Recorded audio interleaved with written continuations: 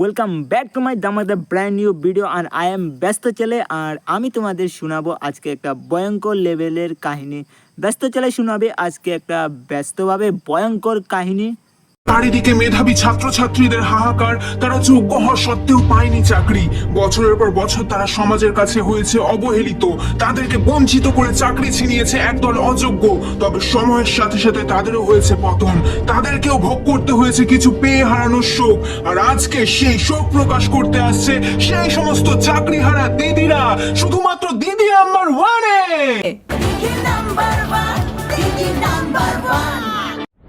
নমস্কার দিদি, আমি এক প্রত্যন্ত গ্রাম থেকে এসেছি।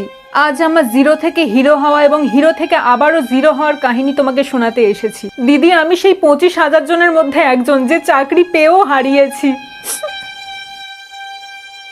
দিদি, ছোট থেকে আমার স্বপ্ন ছিল আমি বড় হয়ে টিচার হব, কিন্তু স্কুলের এক্সামে আমি চিটিং করতাম বলে আমাকে সবাই চিটার বলতো। কিন্তু সেই চিটার কি করে টিচার হলো সেই গল্পই আজকে শোনাবো। দিদি, আমার অনেক কষ্টের জীবন ছিল। খাওয়ার জন্য ঘরে টাকা ছিল না, কারণ সব টাকা তো আমরা ব্যাংকে রাখতাম। তো ফাইনালি ব্যাংক থেকে টাকা তুলে ঘুষ দিয়ে অনেক কষ্ট করে ওই চাকরিটা পাই। সবাই ভাবে যে ঘুষের চাকরিতে নাকি কষ্ট নেই, কিন্তু তারা তো জানে না ব্যাংকের লাইনে দাঁড়িয়ে অতগুলো টাকা তোলা কত যে কষ্টের। সেটা দিদি আমি ছাড়া আর কেউ জানে না। তারপর সেই লাখ লাখ টাকা নিজের ঘাড়ে করে বয়ে আনলাম দিদি। আবার সেই টাকা সারা রাত জেগে নিজে গুনে চেক করে নিলাম। দিদি, আপনি বলুন তো অতগুলো টাকা গুনতে কি কষ্ট হয় না? তারপরেও লোকে বলবে আমি নাকি ফোকটে চাকরি পেয়েছি। না ভাই, ফোকটে না, আমাকেও কষ্ট করতে হয়েছে। রাত জেগে তোমরা যেমন বই পড়েছো, রাত জেগে আমাকেও টাকা গুনতে হয়েছে।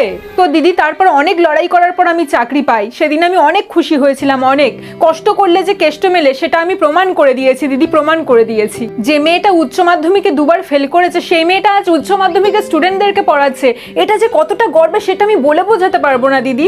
আমি নিজে ইতিহাসে ফেল করেও স্টুডেন্টদেরকে ইতিহাস পড়িয়ে ঐতিহাসিক রেকর্ড করেছি। এই, তুমি নিজে ইতিহাসে ফেল করে আবার অন্যদেরকে ইতিহাস কি পড়াও? বলো তো পলাশির যুদ্ধ কিভাবে হয়েছিল?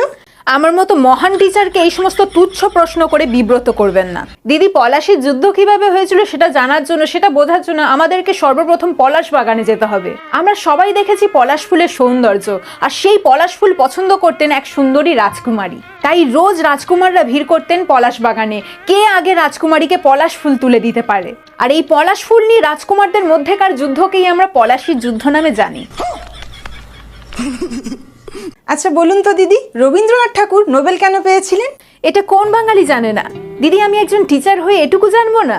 আসলে রবি ঠাকুর কদবেল একেবারেই পছন্দ করতেন না, এমনকি বেল ফুলও পছন্দ করতেন না। আর শুধু তাই নয়, কলিং বেল, সাইকেলের বেল, কোনো বেলই তিনি পছন্দ করতেন না। আর যেহেতু উনি কোনো বেলই পছন্দ করতেন না, তাই ব্রিটিশরা ওনাকে নো বেল দিয়েছিলেন। দিদি, এত জ্ঞান নিয়ে আপনি ঘুমান কি করে? আচ্ছা বলুন তো তাজমহল কে বানিয়েছে? আমাদের তাজ হোটেল যে বানিয়েছে সেই তাজমহল বানিয়েছে। তাহলে তাজ হোটেল কে বানিয়েছে? তাজমহল যে বানিয়েছে। আচ্ছা বলুন তো ঠান্ডা যুদ্ধ কবে এবং কেন হয়েছিল? ঠান্ডা যুদ্ধ কবে মানে? দিদি, ঠান্ডা যুদ্ধ তো প্রত্যেক বছরই হয়। প্রত্যেক বছর ঠান্ডার সময় স্নান করা নিয়ে আমাদের বাড়িতে যে যুদ্ধ হয় তাকেই আমরা ঠান্ডা যুদ্ধ বলে জানি। গান্ধীজির ডান্ডি মাছ সম্পর্কে কি জানেন বলুন? এটা তো খুবই সিম্পল দিদি। আমরা সবাই জানি গান্ধীজি সচরাচর নাচতে পছন্দ করতেন না, কিন্তু এক সময় মার্চ মাসে তিনি ডান্ডিয়া নাচেন। হ্যাঁ, সাধারণত ডান্ডিয়া ফেস্টিভ্যাল অক্টোবরে হয়, নবরাত্রির সময়। কিন্তু গান্ধীজি যেহেতু মার্চ মাসে ডান্ডিয়া নেচেছিলেন, তাই সেটাকেই আমরা ডান্ডি মাছ হিসেবে জানি। দিদি, গান্ধীজির সম্পর্কে তো আপনি বিশাল জানেন দেখছি। আচ্ছা, গান্ধীজির লবণ সত্যাগ্রহ সম্পর্কে কি জানেন? আসলে গান্ধীজি একবার খেতে বসেছিলেন, কিন্তু আশ্চর্যজনকভাবে খাবারে লবণ কম ছিল, তাই তিনি লবণ খোঁজার উদ্দেশ্যে বেরিয়ে পড়েন। এবার আমাদের বাড়িতে লবণ ফুরিয়ে গেলে কি করি? পাশের দোকান দিয়ে লবণ কিনে আনি। কিন্তু গান্ধীজি তো আমাদের মতো ছিলেন না, তিনি তো মহাত্মা, মহান তার হৃদয়। তিনি চাননি সামান্য লবণের জন্য দোকানদারকে বিরক্ত করতে, তাই তিনি লবণ খুঁজতে খুঁজতে নতুন এক গ্রহে পৌঁছে যান, আর সেখানে সত্যি সত্যি লবণ খুঁজে পান। আর তাই জন্যই তিনি সেই গ্রহের নাম দেন লবণ সত্যগ্রহ। আর আমরা যে এই টাটা কোম্পানির লবণ খাই সেটাও কিন্তু ওই লবণ সত্যগ্রহ থেকেই আসে।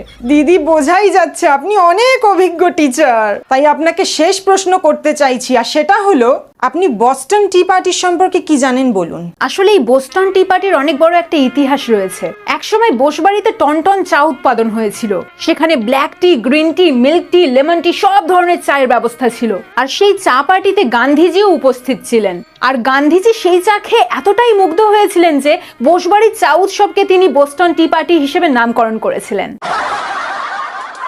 বাই বাই গাইস, আর দেখা হচ্ছে নেক্সট কোনো ভিডিওতে। ততক্ষণ ভালো থাকবেন, সুস্থ থাকবেন, গুড বাই। আর দেখা হচ্ছে পরবর্তী এপিসোডে। আর ততক্ষণ আমার সাথে থাকবেন। আর চ্যানেলটা সাবস্ক্রাইব না করলে অবশ্যই সাবস্ক্রাইব করে রাখবেন যদি ভিডিওটা ভালো লাগে তবে।